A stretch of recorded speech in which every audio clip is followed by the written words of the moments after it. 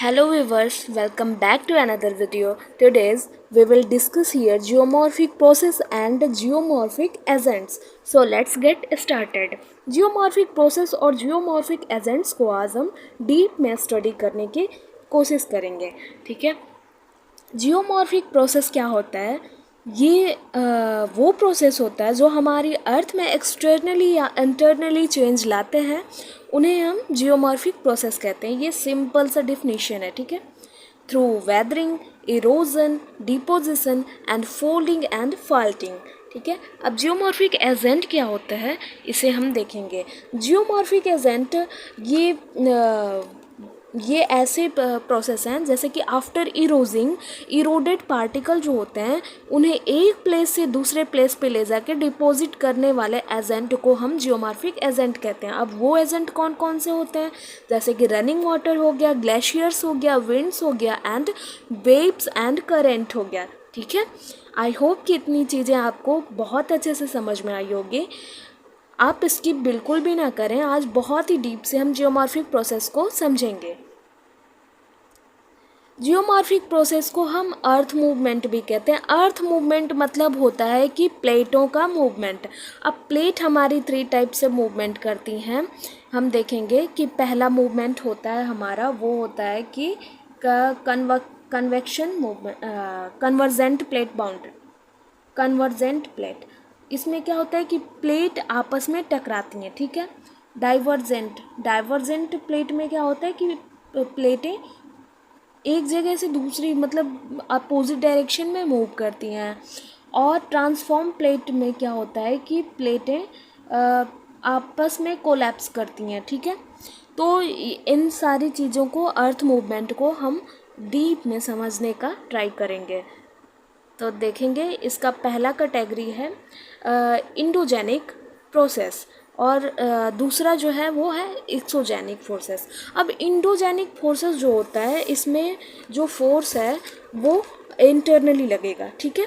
और exogenic forces में force externally लगेगा। इंडोजेनिक फोर्स जो होता है इसमें कंस्ट्रक्टिव फोर्स काम करेगा, मतलब कि चीज़ों को क्रिएट करने का। ये बहुत ही अच्छा है, बहुत ही अच्छा जियोमॉर्फिक प्रोसेस है जो कि कोई भी चीज़ों को कंस्ट्रक्ट करने का ट्राई करेगा। बट अपोजिट एक्सोजेनिक जो होता है ये क्या करता है, डिस्ट्रक्ट करता है, तोड़ फोड़ मचाता है। अब देखेंगे, जैसे जैसे डीप में आप देखेंगे आपको बहुत ही मज़ा आएगा, ठीक है। तो आप बने रहें। इंडोजेनिक जो होता है ये इंटरनली है, ये तो बता दिए इंटरनली वर्क करता है। अब इंटरनली वर्क कैसे करता है, इंटरनली भी 2 वे में वर्क करेगा। पहला करेगा स्लो मोमेंट्स एंड दूसरा करेगा सडन मोमेंट। स्लो मोमेंट में क्या, स्लो मोमेंट वालों को कहेंगे डायस्ट्रोफिज्म, ठीक है। और सडन मूवमेंट को कैटास्ट्रोफिज्म। सडन मूवमेंट में आ जाएगा कि वॉल्केनिज्म एंड अर्थक्वेक। अब ये चीज़ें जो होती हैं, ये जो फेनोमिना हो रही है, जियोमॉर्फिक फेनोमिना जो है ये सडनली आती है, तो इसको हम सडन मूवमेंट में रख लेंगे, ठीक है। और एक चीज़ हम बताना चाहेंगे कि वॉल्केनिज्म या अर्थक्वेक ये दोनों ही प्लेट मूवमेंट पे वर्क करता है। अब प्लेट मूवमेंट में क्या होगा ये भी हम समझ लेंगे। वॉल्केनिक इरप्शन कब होता है, ये रही हमारी प्लेट। अब जब प्लेट यहाँ से क्या होएगी, दूर जाएगी, ठीक है, एक दूसरे से अपोजिट डायरेक्शन में जब मूव करेगी तो यहाँ क्या होगा, एक क्रैक डेवलप होगा। क्रैक जब डेवलप होगा तो नीचे हमारे अर्थ के बहुत सारी सॉलिड मटेरियल से बना हुआ है, सेमी सॉलिड मटेरियल है मेंटल में। तो ये चीज़ें फ्लूइड क्या होएगी, ऊपर फ्लो करने का ट्राई करेगी और ऊपर फ्लो करने लगेगी। जब फ्लो करेगी तो यहाँ ब्लास्ट होगा। ब्लास्ट होने के कारण यहाँ वॉल्केनिज्म होगा, ठीक है। तो आपको समझ में आया, ये सडन चीज़ें होती हैं, बिन बुलाए मेहमान है, ऐसा आप कह सकते हैं, ठीक है। और अर्थक्वेक जो है ये क्या होता है कि ये ट्रांसफॉर्म प्लेट से होता है कि जब प्लेट आपस में कोलैप्स करती हैं तो ये तोड़ती फोड़ती तो नहीं है लेकिन अर्थक्वेक क्रिएट करेंगी, ठीक है। अब हम देखेंगे स्लो मूवमेंट को। स्लो मूवमेंट है डायस्ट्रोफिज्म। डायस्ट्रोफिज्म में क्या होता है कि वर्टिकली मूव करता है प्लेट और हॉरिजॉन्टली मूव करता है।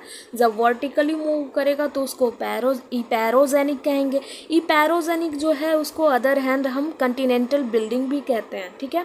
और ओरोजेनिक जो होता है इसको माउंटेन बिल्डिंग कहते हैं। मतलब कि हॉरिजॉन्टल प्लेट जो है, मतलब ओरोजेनिक जो प्रोसेस है इसमें माउंटेन बिल्डिंग का फॉर्मेशन होगा, ठीक है। कंस्ट्रक्टिव फोर्स तो हम बताए थे कि यहाँ बनाए चीज़ें बनती हैं, बिगड़ती नहीं है बहुत ज़्यादा।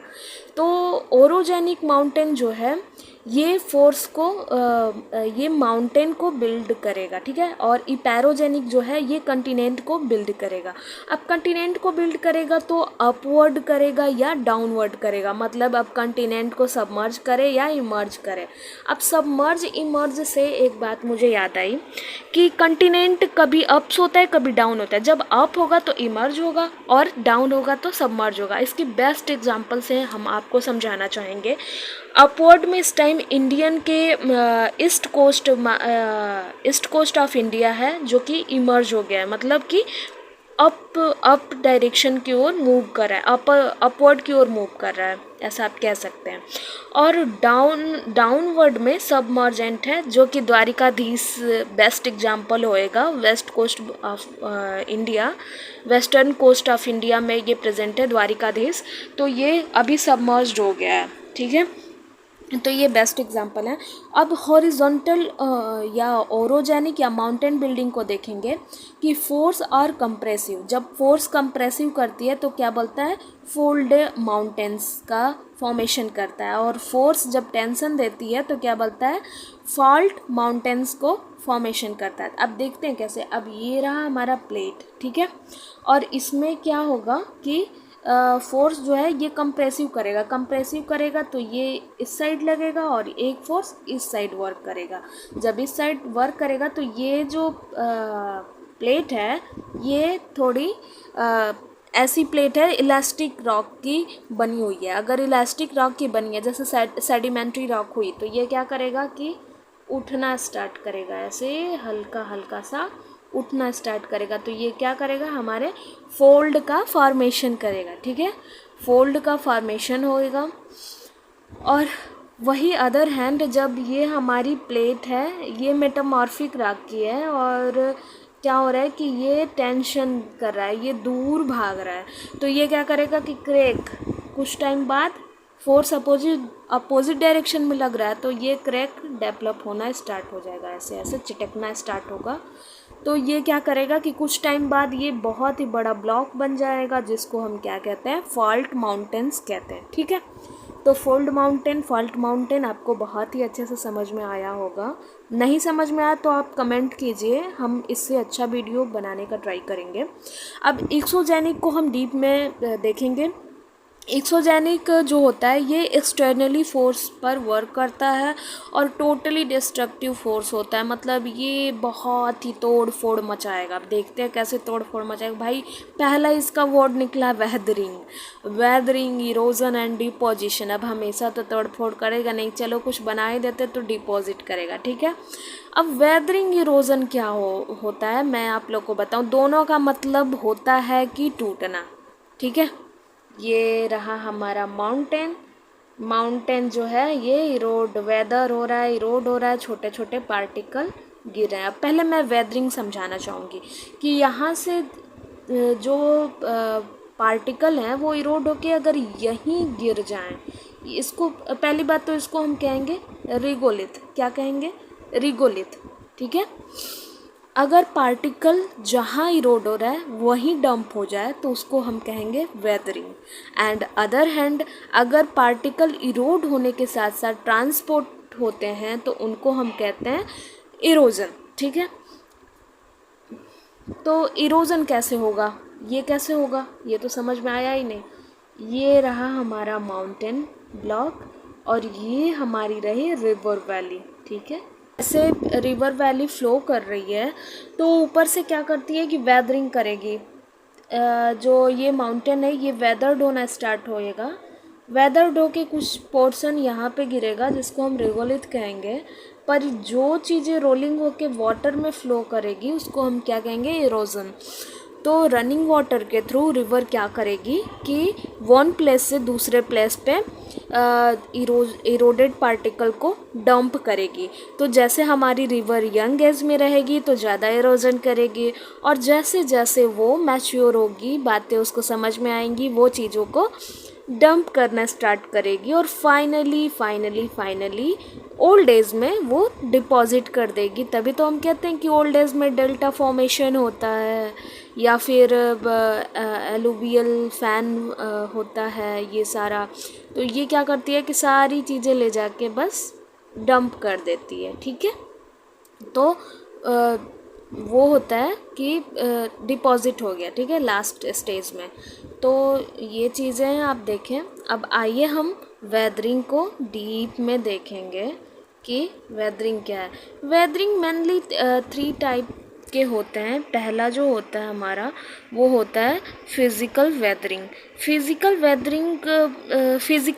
मतलब वेदरिंग पे मैं बहुत ही अच्छा वीडियो बनाऊंगी। अगर आप हमें कमेंट करते हैं, अगर आपको इस वीडियो की नीड हो तो प्लीज़ कमेंट में कि वेदरिंग पे डीप वीडियो बनाएं। फिज़िकल वेदरिंग के मैं यहाँ पे एग्जांपल बताना चाहूँगी। पहला ग्रैनुलर डिसइंटीग्रेशन, कि ग्रैनुलर डिसइंटीग्रेशन होता है, एक्सफोलिएशन होता है, और ब्लॉक डिसइंटीग्रेशन होता है, शॉर्टनिंग होता है। ये सारी क्या होती हैं, फिज़िकल वेदरिंग के बेस्ट एग्जांपल होंगे। केमिकल वेदरिंग में ऑक्सीडेशन हो गया, सॉल्यूशन हो गया, कार्बोनेशन हो गया, हाइड्रेशन हो गया, या हाइड्रोलिसिस हो गया। ये सब बेस्ट एग्जांपल होंगे केमिकल वेदरिंग के। And other hand biological weathering जो होती है, ये प्लांट वेदरिंग होती है। प्लांट के रूट से वेदरिंग होगी, या फिर एनिमल, छोटे छोटे एनिमल के बोर होलिंग, जो वो अपना शेल्टर बनाएंगे होल करके, उससे जो वेदरिंग होगी वो एनिमल वेदरिंग में आएगी। और एंथ्रोपोजेनिक वेदरिंग होती है, ये ह्यूमन एक्टिविटी से होती है। जैसे ह्यूमन एक्टिविटी में क्या होता है, कोई रास्ता बन गया जाते जाते, अब वो धीरे धीरे इरोड करना स्टार्ट होएगा बरसात में, तो वो एंथ्रोपोजेनिक के थ्रू आ गया। ये सब डीप में हम स्टडी करेंगे। अगर आपको वीडियो चाहिए, वीडियो की नीड हो, तो आप प्लीज़ कमेंट करें मुझे। अब आइए इरोजन और डिपोजिशन। इस सेक्शन में आप देख रहे होंगे कि भाई जो चीज़ें इरोजन के सेक्शन में लिखी गई है वही डिपोजिशन के सेक्शन में भी लिखी गई है। हाँ, तो बिल्कुल सही, इन दोनों को हम एक दूसरे से कोरिलेट करके समझने को ट्राई करेंगे, ठीक है। पहला है हमारा रनिंग वाटर। रनिंग वाटर आपको मैंने समझाया कि रनिंग वाटर इरोड भी करेगा, डिपॉजिट भी करेगा। कैसे करेगा? ऐसे, ये रहा हमारा माउंटेन, ये रहा हमारा रिवर वैली, ठीक है, रिवर वैली। और रिवर वैली क्या कर रहा है, ये ऊपर से चीज़ों को क्या करेगा, प्लांट के मतलब सम टाइम बाद ये क्या करेगा, इरोड करना स्टार्ट करेगा पानी, ठीक है। इरोड तो करेगा, इरोजन कर रहा है, लेकिन जहाँ तक इससे बन पड़ेगा वो ले भी जाएगा, वॉश भी करेगा, ठीक है। और फाइनली कहीं एक जगह ले जाके डंप कर देगा। अब यहाँ का मलबा यहाँ ट्रांसफ़र हुआ, इसको हम डिपोजिशन, इरोजन कहेंगे। इरोड हुआ, फिर ट्रांसपोर्ट हुआ और डिपॉजिट हो गया फाइनली। तो रनिंग वाटर आपको समझ में आया होगा। ग्राउंड वाटर में भी माइनर डिफरेंट है। आप चीज़ों को अगर डिटेल में जानना चाहते हैं तो प्लीज़ कमेंट में, मैं बहुत अच्छे से वीडियो बनाऊंगी। अब ग्लेशियर्स है। ग्लेशियर्स में क्या होता है कि ये हमारा माउंटेन है, ये हमारी ग्लेशियर्स है, ठीक है। ऊपर हमारा आइस है, ठीक है। आइस है तो क्या होता है कि धीरे धीरे ये क्रैक आएगा। सम टाइम बाद जब ज़्यादा टेम्परेचर बढ़ेगा तो क्रैक्स आएगा, फिर ग्लेशियर के छोटे छोटे मोरन नीचे गिरेंगे, ठीक है, ऐसे गिरेंगे। अरे छोटे छोटे मलबा नीचे गिरेंगे। फिर क्या होगा कि धीरे धीरे जैसे जैसे टेम्परेचर पाएगा आइस पिघलना स्टार्ट करेगा। जब वो पिघलेगा तो वाटर फॉर्मेशन होगा, और उसमें जो चीज़ें हार्ड स्टार्ट होगी वो पानी के थ्रू वन प्लेस से अनदर प्लेस पे जाके डंप हो जाएगा। तो ये क्या हो गया, ग्लेशियर्स के through erosion and deposition process हुआ। अब वेव एंड करंट का सीन कुछ इन लोगों से अलग है। चलिए उसको भी हम देखेंगे। वेब करंट में क्या होता है कि ये चीज़ें के लिए हमें कोस्टल लाइन पे जाना पड़ेगा। ये होता है हमारा Continental self, slope and rise. Continental self में क्या होता है कि बार बार करंटें जाती हैं और यहाँ से चीज़ों को इरोड करेंगी, यहाँ से भी डायरेक्ट गिर रही हैं तो यहाँ से भी इरोजन होगा, और इरोजन होके फाइनली ये रहा हमारा Continental self, Continental slope and Continental rise. ठीक है, तो राइज में आके क्या करेंगी, चीज़ों को डंप करना स्टार्ट करेंगी। तो ये क्या हो गया, डिपोजिशन। यहाँ कंटिनेंटल सेल्फ पे और कंटिनेंटल स्लोप पे क्या हो रहा है कि यहाँ इरोड किया जा रहा है, यहाँ से भी इरोड किया जा रहा है और यहाँ पे डिपॉजिट किया जा रहा है। ठीक है, विंड के थ्रू भी ऐसे ही होता है। विंड क्या करता है कि डिज़र्ट रीजन में या फिर सूखे सॉइल को क्या करता है कि हवा में अपने साथ उड़ा के लेके जाता है, हवा में अपने साथ उड़ा के ले जाके कहीं दूसरे जगह पे डंप कर देता है। तो जब डंप करेगा तो वो क्या हो जाएगा, डिपोजिशनल प्रोसेस में आएगा, और उड़ा के ले जाएगा तो इरोजनल प्रोसेस में आएगा। आई होप कि आप लोग को ये चीज़ें बहुत डीपली समझ में आई हों। अगर आई हैं तो please comment me, and thank you for watching my video, and please give me feedback on your comment box. Thank you so much.